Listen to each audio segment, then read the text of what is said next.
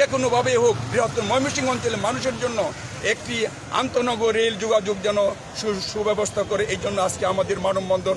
আপনারা জানেন রেলের ব্যবস্থা আছে, উনি যদি একটা রেলের লাইনের ব্যবস্থা একটা এই বৃহত্তর ময়মনসিংহ অঞ্চলের দুঃখ দুর্দশা বঞ্চনা করার জন্য আবেদন জানাচ্ছি, এই জন্য আজকে আমাদের এই মানববন্ধন।